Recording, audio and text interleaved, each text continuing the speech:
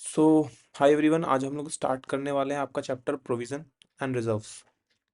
ये चैप्टर आपका एग्जाम में 5 मार्क्स के लिए आ सकता है और बहुत इजी चैप्टर है। मैं आपको यहाँ पे 3 से 4 एग्जाम्पल समझाऊंगा, 3 to 4 एग्जाम्पल्स। उसके बाद आपको पूरा चैप्टर समझ में आ जाएगा कि क्या चैप्टर बोल रहा है कॉन्सेप्चुअली। और उस कॉन्सेप्ट के बेस पे अगर आप लिख के आते हो, मतलब आप चीज़ें को याद नहीं करते, सिर्फ वो जो एग्जांपल्स और कॉन्सेप्ट्स मैं समझाऊंगा उसके बेस पे लिख के आते हो, so you can easily get 4 marks out of 5। 4 marks आपके आ जाएंगे 5 में से। तो बस आपको समझना है कॉन्सेप्चुअली है क्या, देन आपको रट्टा मारने की जरूरत नहीं पड़ेगी और आपके 5 मार्क्स आराम से आ सकते हैं। तो आपको देखो, मैं ये 8 पॉइंट समझाने वाला हूँ, बहुत सिंपल पॉइंट्स हैं, एग्जाम्पल के साथ समझाऊंगा, आपका चैप्टर खत्म हो जाएगा। तो आपको कुछ भी याद करने की जरूरत नहीं है, बस आप ये वीडियो देख लो, it may be for approx 20 minutes, तो आपका ये चैप्टर खत्म हो जाएगा। तो let's start with this.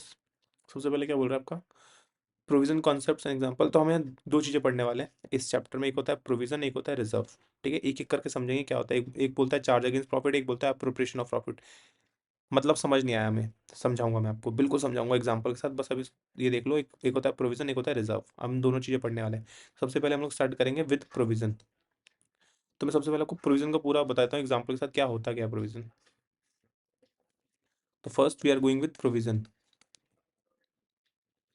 Example देता हूँ, मान लो आप अकाउंट्स बनाते हो किसी कंपनी के, 1 अप्रैल से लेके 25 से लेके 31 मार्च 26 तक, ये एक साल है जिसमें कंपनी अपना प्रॉफिट निकालती है कि मैंने कितना प्रॉफिट कमाया। उसके लिए क्या बनाती है कंपनी, उसके लिए कंपनी बनाती है P&L अकाउंट। तो अब company profit and loss account बना रही थी इस साल का भी। कंपनी ने अपना सेल दिखाया कि मैंने इस बार 10,000 रुपये का माल बेचा है, मेरे एक्सपेंसेस हुए हैं, रेंट गए हुए हैं मेरे, कुछ कुछ मेरी सैलरी गई है। तो आप मान लो ये 100 रुपये है आपका, 1,000 रुपये, ये आपका 2,000 है, और ये आपका 3,000 रुपये है।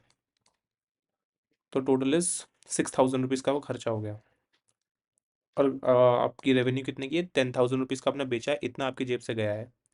तो नेट प्रॉफिट निकालना है आपको। बट कंपनी अभी एक डाउट में है। कंपनी डाउट में ये है कि इस दिन P&L तो हम साल के एंड में बनाएंगे कि मेरा कितना प्रॉफिट हुआ इस साल।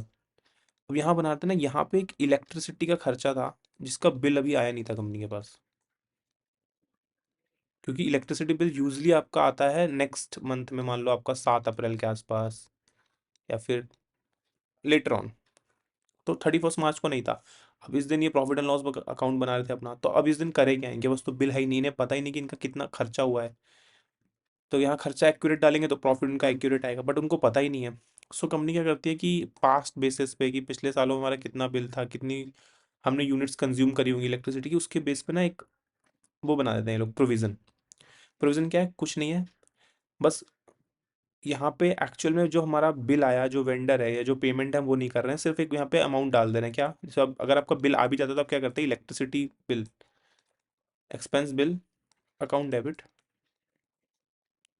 मान लो हमने प्रोविजन बनाया सपोज 500 रुपीज़ का, हमें लग रहा है कि 500 रुपये का पिछली बार भी था, इस बार भी आ जाएगा। तो हमने बोला 500 रुपये का मेरा इलेक्ट्रिसिटी बिल अकाउंट डेबिट, मतलब एक्सपेंस टू टू कैश करते हैं हम लोग या बैंक करते हैं, 500 रुपये यूजली करते हैं। बट लेकिन अभी मेरे पास बिल ही नहीं आया, मुझे पता ही नहीं कि कितना पैसा जाना है कितना नहीं जाना, ये तो मुझे पता ही नहीं है। तो हम यहाँ क्या करेंगे, टू प्रोविजन फॉर इलेक्ट्रिसिटी। हमने एक लाइबिलिटी अपने अकाउंट में क्रिएट क्रिएट कर ली कि भाई मेरे को 500 रुपये देने हैं अभी। तो एक मैंने लाइबिलिटी बना ली, तो expense to provision for electricity. अब जैसे ही मेरे पास एक्चुअल बिल आ गया, सपोज एक्चुअल बिल आया मेरे पास,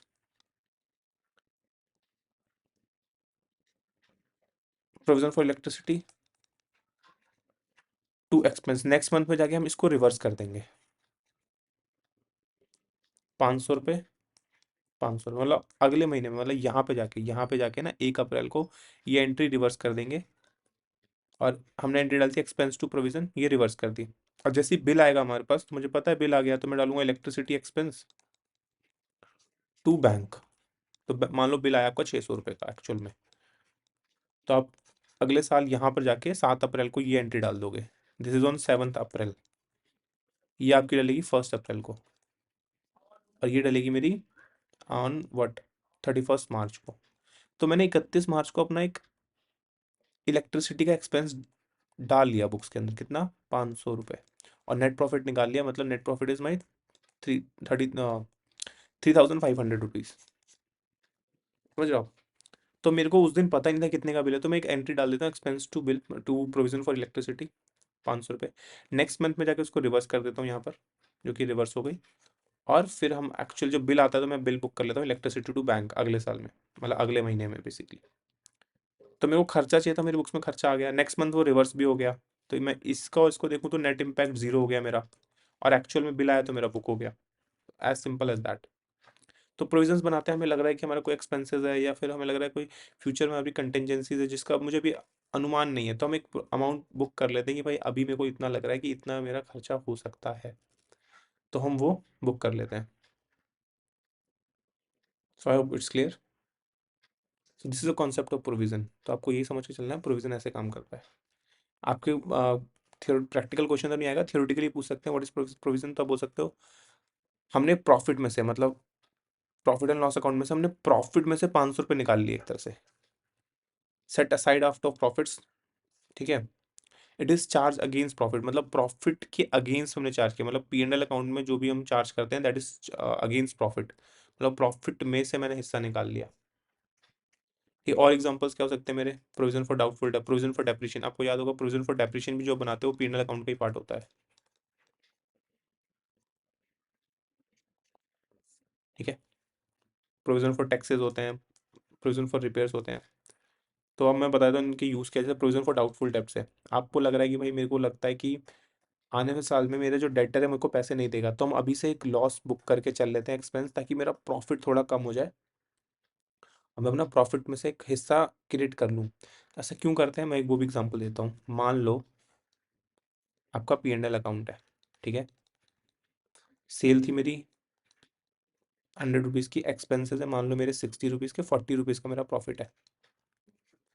तो कंपनी क्या करती है ना, इस 40 रुपीज़ को एलोकेट कर देती है अपने शेयर होल्डर्स को, जो मालिक होते हैं कंपनी के, उनको दे देती है, डिविडेंड दे देती है, या फिर कुछ रिजर्व्स क्रिएट कर देती है। ठीक है। तो इस 40 रुपीज़ को कंपनी एलोकेट कर देती है। तो हमारा जो रूल है, अकाउंटिंग रूल बोलता है कि आप ना एक खर्चा बुक कर लो प्रोविजन के नाम से, वो चाहे डाउटफुल डेब्ट्स हो गया, आपका डेप्रिसिएशन हो गया, ताकि आपका जो प्रॉफिट है ना, अभी 40 रुपये, सपोज मैं यहाँ पे 20 रुपये अगर मैं अपना प्रोविजन फॉर डाउटफुल डेब्ट या प्रोविजन फॉर डेप्रिसिएशन का खर्चा डाल देता हूँ, तो मेरा जो प्रॉफिट है ना वो 40 नहीं रह जाएगा, दैट प्रॉफिट विल बी 20। तो मेरा 20 रुपये का प्रॉफिट कम हो गया, और वो 20 रुपये मेरे फिर एलोकेट नहीं होंगे, डिविडेंड्स या मालिकों में नहीं जाएंगे, जो इसके शेयर होल्डर्स को हम बांटेंगे नहीं।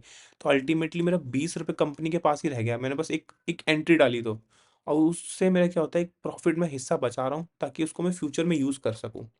अब मैं एग्जांपल देता हूँ आपको डेप्रिसिएशन का। मान लो मैंने 20 रुपये यहाँ पे डेप्रिसिएशन डाला, तो अब क्या है ना, मैं हर साल 20 रुपये प्रोविजन फॉर डेप्रिसिएशन डाल रहा हूँ, तो मैं 20 रुपये कम प्रॉफिट एलोकेट कर रहा हूँ शेयर होल्डर्स को।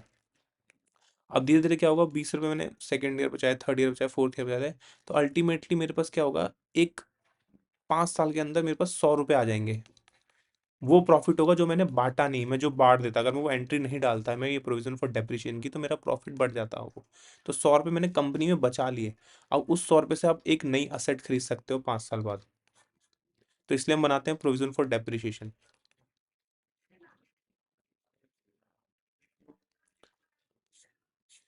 तो कॉन्सेप्चुअली समझो बस यही कि हम एक एंट्री डालने से हमारा प्रॉफिट कम हो रहा है, प्रॉफिट कम हो रहा है, तो प्रॉफिट शेयर होल्डर्स में कम बट रहा है, कम बट रहा है, तो मेरे पास वो पैसे बच रहे हैं। अब 5 साल बाद वो मेरे पास 100 रुपये इकट्ठे हो चुके हैं, प्रोविजन फॉर डेप्रिसिएशन की एंट्री डालते डालते डालते डालते, तब मेरे पास 100 रुपये आ गए, तो उसको मैं यूज़ कर सकता हूँ for my purchasing new assets.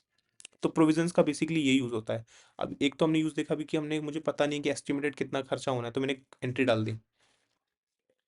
फिर दूसरा मैंने देखा कि मैं फ्यूचर में अपने असेट्स को बनाने के लिए भी यूज़ कर सकता हूँ उसको, जैसे प्रोविजन फॉर डेप्रिसिएशन। टैक्स का हो गया, मुझे टैक्स नहीं पता कि कितना आने वाला है, तो मैं एक एस्टिमेटेड अमाउंट डाल देता हूँ। मुझे नहीं पता कि मेरे रिपेयर्स का मेंटेनेंस का बिल कितना होगा, तो मैं भी डाल देता हूँ। तो दीज आर योर प्रोविजंस। तो दो चीज़ें आप याद रखना, एक तो आपका ये हो गया असेट वाला, और एक हो गया आपका एक्सपेंसेस के लिए। तो प्रोविजन हमने समझ लिया कि प्रोविजन होता कैसे है।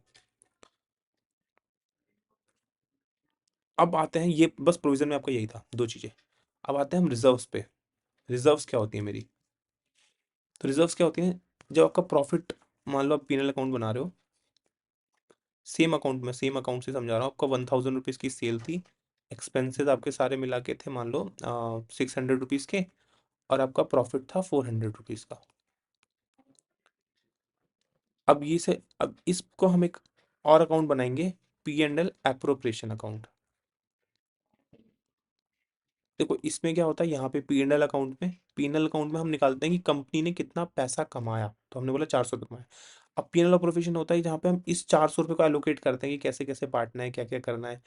इन द सेंस मतलब हम देखते हैं कि हमारी अदर इनकम्स क्या है, या फिर रिजर्व्स में कितना डालना है, मेरे को कितना पैसा किसी अदर चूज के लिए यूज करना है, तो दैट इज P&L एप्रोप्रिएशन। तो मैं बोलूँगा मेरा यहाँ पे कितना बैलेंस होगा, मैंने बोला बाई P&L होगा मेरा 400 रुपये। तो इट्स अ प्रॉफिट और इनकम है, तो आपकी क्रेडिट साइड से स्टार्ट होगा, याद रखना, ठीक है। तो मेरा 400 रुपये है मेरा इस साल का। तो मैंने बोला मान लो मेरा कुछ इंटरेस्ट ऑन ड्राइंग्स आया, मालिक ने कुछ पैसे निकाले थे, उसने मुझे ब्याज दिया मान लो 100 रुपये के आसपास, ठीक है। फिर मेरे को मालिक को इंटरेस्ट ऑन कैपिटल देना पड़ा, मतलब मालिक ने जो कंपनी में पैसा लगाया था उस पे ब्याज बना तो कंपनी पे करेगी, तो मान लो मैंने 50 रुपये उसको दिया। फिर होता है कि मैंने, अब मेरे पास ये मान लो 500, 450 बचे, 450 में से मैं बोलता हूँ कि कुछ पैसा ना आप एक रिजर्व में डाल दो, जिसे कहते हैं जनरल रिजर्व। जनरल रिजर्व मतलब मैंने बोला 200 रुपये आप जनरल रिजर्व में डाल दो। तो ये क्या है 200 रुपये, तो ये 200 रुपये होता है कि मान लो मुझे लगता है ना कि आगे चल के जो जिन लोगों ने कंपनी में पैसा लगा रखा है, जो कंपनी के मालिक हैं, उनको पैसा हम कुछ डिविडेंड बांटेंगे, तो आप अभी से 200 रुपये निकाल के साइड कर लो इसको। तो that is your general reserve. मतलब जनरल मीन्स किसी भी पर्पस के लिए यूज होता है, मैं एग्जांपल दे रहा हूँ कि आप डिविडेंड के लिए यूज कर रहे हो फॉर एग्जांपल। तो जो भी आपका रिजर्व होता है ना, that will be appropriation from your P&L account, P&L appropriation account, ठीक है। P&L अप्रोप्रिएशन अकाउंट से आपका ये अप्रोप्रिएशन होता है, और ये होता है आपका P&L अकाउंट। तो आप समझ गए होप की कॉन्सेप्ट क्या है। तो जो मेरा प्रोविजन है वो है मेरा चार्ज अगेंस्ट प्रॉफिट,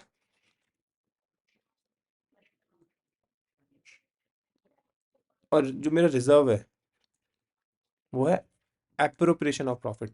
यहाँ से जो मेरा एप्रोप्रिएशन मतलब इस अकाउंट से आता है, इसे बोलते हैं एप्रोप्रिएशन ऑफ प्रॉफिट। तो आपको समझ आ गया, मैंने प्रॉफिट के लिए अकाउंट बनाया, उस प्रॉफिट के अकाउंट में से मैंने कुछ पैसा निकाला, तो वो मेरा रिजर्व में जाता है। अब समझते हैं क्या क्या चीज़ें होती हैं। तो रिजर्व आपको समझ में आएगा कि रिजर्व होता क्या है। Reserve is amount set aside out of profits to strength financial position, meet future contents, जैसे expansion of business, meeting legal. मैं समझाता हूँ कि लाइन क्या होता है आपका एग्जाम्पल के साथ। अभी समझते हैं ना, एग्जाम्पल हम कवर करेंगे, को मैं यहाँ से समझाता हूँ। एग्जाम्पल जो ऊपर लाइन्स लिखी हुई सारी मैं आपको एक एग्जाम्पल से समझाता हूँ। टाइप ऑफ रिजर्व्स, तो सबसे पहले बोलते हैं, देखो जो रिजर्व्स होते हैं ना, दो तरह के होते हैं। एक हो गया मेरा रेवेन्यू रिजर्व्स, एक हो गया मेरा कैपिटल रिजर्व। अभी हम रिजर्व ही समझ रहे हैं, अभी बेसिक मीनिंग समझ रहे हैं क्या होता है, ठीक है। अब मैंने बोला कि तो ये दो दो तरह के तो होते हैं, revenue reserve, capital reserve, but पहले उससे हम पहले समझते हैं कि रिजर्व होता क्या है। रिजर्व मैंने आपको समझाया, एक एग्जांपल ने, तो मुझे डिविडेंड बांटना था मालिकों को। मतलब डिविडेंड मतलब क्या हो गया कि प्रॉफिट में से कुछ हिस्सा मालिकों को देना। प्रॉफिट में से जो प्रॉफिट कंपनी ने कमाया उसमें कुछ हिस्सा उनको एज अ गिफ्ट बोल सकते हो आप, सिंपल लैंग्वेज में समझा रहा हूँ, उनको देना। तो जो डिविडेंड देते हो ना आप मालिकों को, तो वो एक रिजर्व से देते हो, जनरल रिजर्व। तो हमने कुछ पैसा, मतलब आपको यहाँ पे एग्जांपल दिया मैंने कि कंपनी ने 400 रुपये कमाया, 100 रुपये इससे कमाया, 50 रुपये आपका इससे, तो 550 रुपये थे। 550 में से 200 रुपये मैंने जनरल रिजर्व में डाल दिया कि 200 रुपये मुझे बांटने हैं एज ए डिविडेंड। अब क्या होगा, जब मैंने 200 रुपये डाल दिए, जब मैं पेमेंट करूंगा, तो मैं उस समय क्या करूंगा, general reserve account debit to bank, जब मैं डिविडेंड बांटूंगा, ठीक है। मान लो 200 रुपये दिए, तो 200 रुपये से 200 रुपये टू बैंक, ठीक है, ठीक है, ठीक है, ठीक है। आई hope it's clear. Example dividend, general reserve, revenue reserve. आप समझते हैं कि रिजर्व तो आपको समझ में आ गया क्या होता है। अब रिजर्व भी दो तरह के होते हैं, एक होता है रेवेन्यू रिजर्व, एक होता है कैपिटल रिजर्व। तो रेवेन्यू रिजर्व आपके दो तरीके के होते हैं, एक होता है जनरल रिजर्व जो मैंने आपको अभी दिखाया, ये आपका जनरल रिजर्व, और एक होता है आपका स्पेसिफिक रिजर्व। तो जनरल रिजर्व क्या होता है कि आप किसी भी पर्पस के लिए अपने प्रॉफिट में से कुछ हिस्सा निकाल दिया, जैसे मैंने अभी 200 रुपये निकाले, तो आप no specific purpose can be use any time. ठीक है, जैसे मैंने अभी 200 रुपये ट्रांसफर किए कि मेरे को डिविडेंड बांटना है, तो this will be general reserve.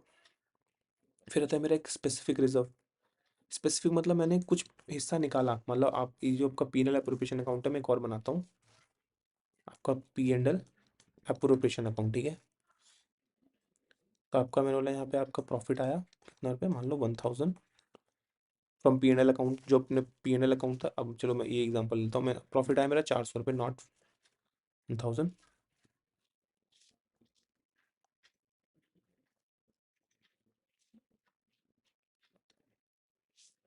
तो प्रॉफिट आया मेरा 400 रुपये पी एन एल अकाउंट से। ठीक है, अब मैंने बोला और कुछ नहीं है, ठीक है, सिंपल एग्जांपल ले रहे हैं। अब मैंने बोला मेरे को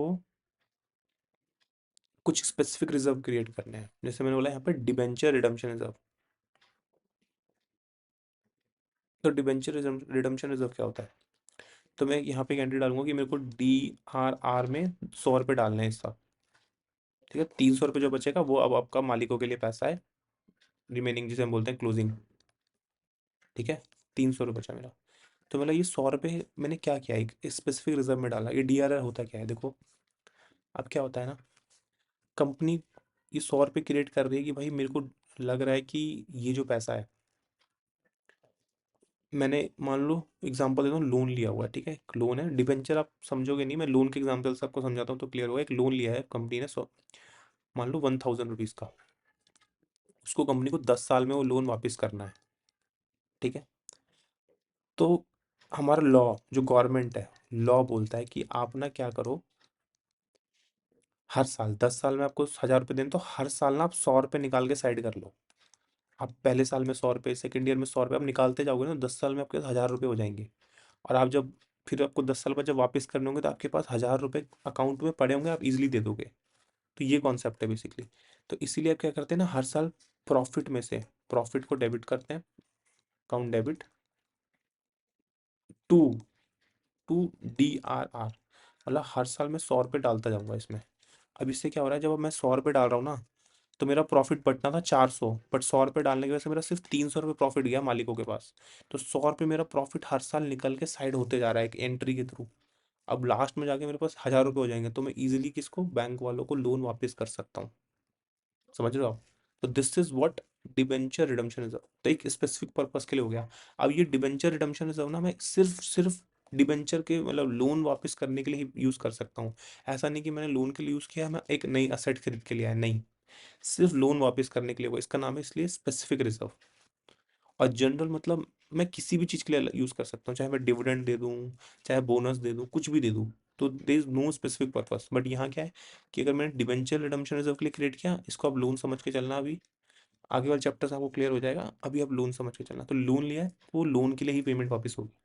आई होप इट्स क्लियर। कोई भी डाउट है just let me know in comment box, या फिर आप मेरे व्हाट्सअप नंबर पे आप मुझे पूछ सकते हो, 8586876671। कोई भी डाउट आप पूछ लेना, I will help you to understand. तो मैंने बोला दो तरह के रिजर्व होते हैं, यहाँ पे थे रेवेन्यू रिजर्व। रेवेन्यू रिजर्व में हमने दोनों चीज़ पढ़ ली, जनरल रिजर्व भी पढ़ लिया, स्पेसिफिक रिजर्व भी पढ़ लिया। अब पढ़ते हैं कैपिटल रिजर्व। तो कैपिटल रिजर्व ना ऐसा कोई डिफिकल्ट कॉन्सेप्ट नहीं है। कैपिटल रिजर्व बोलता है कि हमने कुछ पैसा ना, ऐसा पैसा जो हमने प्रॉफिट कमाया, कैपिटल रिलेटेड प्रॉफिट, मतलब क्या हुआ इसका नहीं समझ में आया, मैं बताता हूँ। मान लो आपने एक असेट बेची, असेट की वैल्यू थी 100 रुपये बुक्स में, आपने बेच दिया उसको 110 रुपये में, तो आपका नेट प्रॉफिट हुआ 10 रुपये। आपने प्रॉफिट कमाया ना इसके अंदर 10 रुपये, तो दिस इज योर कैपिटल, मतलब अपने कैपिटल असेट को बेचा। तो ये 10 रुपये जो आपने बचाए, ये आप यूज करोगे ओनली फॉर कैपिटल रिजर्व। जैसे अब मैं अगली जो असेट खरीदूंगा उसी के अंदर यूज कर सकता हूँ इसको। कंपनी ने बोला हम उसी के लिए यूज करेंगे, तो हमने एक कैपिटल रिजर्व क्रिएट कर दिया इसको। एंट्री क्या डलेगी मैं बताता हूँ, जैसे मान लो आपने बोला बैंक अकाउंट डेबिट, तो मेरे पास पैसा कितना आया, मेरे पास पैसा आया मेरे पास 110 रुपये की, 110 की असेट बिकी। टू असेट, असेट मेरी क्रेडिट हो गई क्योंकि चली गई, तो मेरा 100 रुपये की तो असेट थी, अब 10 रुपये का प्रॉफिट हुआ। तो 10 रुपये आप क्या डालो, इसको कैपिटल रिजर्व में डाल दो। अब क्या है, जब आप नई असेट लोगे ना, इस असेट को यूज कर सकते हो, मतलब आपने वो पैसा ब्लॉक कर दिया, 110 रुपये में से 10 रुपये आपने क्या कर दिया, ब्लॉक कर दिए। क्योंकि अब जब पीएनएल अप्रोप्रिएशन बनाओगे यहाँ पे, तो यहाँ तो आपका दिखेगा कि भाई 10 रुपये का मेरा प्रॉफिट हुआ है, प्रॉफिट ऑन दिस असेट। तो अब यहाँ पे आपने डाल दिया टू कैपिटल रिजर्व, तो वो 10 रुपये ब्लॉक हो गया, वो पैसा किसी मालिक को बटेगा नहीं। अगर नहीं डालता तो मालिकों को चला जाता प्रॉफिट दिख के, और वो खत्म हो जाता आपका अकाउंट में से। तो this is a very simple concept जो आपको क्लियर होना चाहिए कि आपको कैपिटल क्या हो गया, कैपिटल प्रॉफिट्स क्या हो गया। Premium on issue of share से आप 12th क्लास में पढ़ोगे बहुत डिटेल में। बट आप मान लो कभी आपने शेयर इशू किए, तो कुछ आपने कंपनी में किसी को हिस्सा दिया, हिस्से की वैल्यू थी 10 रुपये, पर आपने उससे 15 रुपये ले लिए, तो 5 रुपये जो ज़्यादा लिए ना वो प्रीमियम है। तो उसको हम फिर आगे कैपिटल पर्पस के लिए यूज़ कर सकते हैं, बट आप ये ही कॉन्सेप्ट लेके चलना, profit on sale of fix assets, so this is a capital profit. तो आपको एक एग्जांपल भी क्लियर है तो बहुत अच्छा है, आप समझ सकते हो। तो आपको चीज़ समझ में आ गई होंगी, हमने क्या क्या पढ़ा। रिजर्व, दो तरह के पढ़ लिए हमने रिजर्व, एक रेवेन्यू रिजर्व, एक कैपिटल रिजर्व। रेवेन्यू में भी दो पढ़ लिए हमने, एक जनरल रिजर्व्स और एक स्पेसिफिक रिजर्व। तो आप सिर्फ एग्जांपल याद रखना जो जो मैंने एग्जांपल दिया, और कैपिटल रिजर्व भी याद रखना, ठीक। कैपिटल रिजर्व में हमने एग्जांपल पढ़ा असेट वाला, स्पेसिफिक रिजर्व, जनरल रिजर्व, ठीक है। तो आई होप इट्स क्लियर। फिर हमारा नेक्स्ट पॉइंट आता है कि difference between revenue reserve and capital reserve. तो आपको प्रोविजन समझ में आ गया, पूरा रिजर्व समझ में आ गया। अब एक बार डिफरेंस देख लेते हैं हम, reserve, revenue reserve, capital reserve का।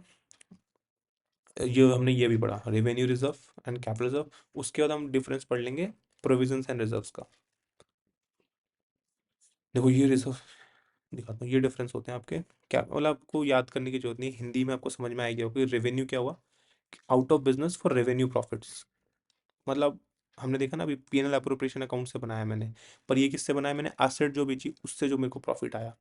हमने बोला ये अब यूज कर सकते हो डिविडेंड के लिए without any production. General reserve तो मैं किसी चीज के लिए भी यूज कर सकता हूँ, but it can be use for dividend only if the company certain, मतलब अगर आप कंपनी अकाउंट जो एक्ट है, मतलब जो हमारा कानून बोलता है, तो आप उसको यूज कर सकते हो, नहीं तो यूज कर सकते हैं। कैपिटल रिजर्व सिर्फ उसी चीज के लिए यूज होगा जिस चीज के लिए वो बनाया गया है। जैसे मेरा असेट से रिलेटेड था, तो असेट के लिए यूज होगा फिर वो।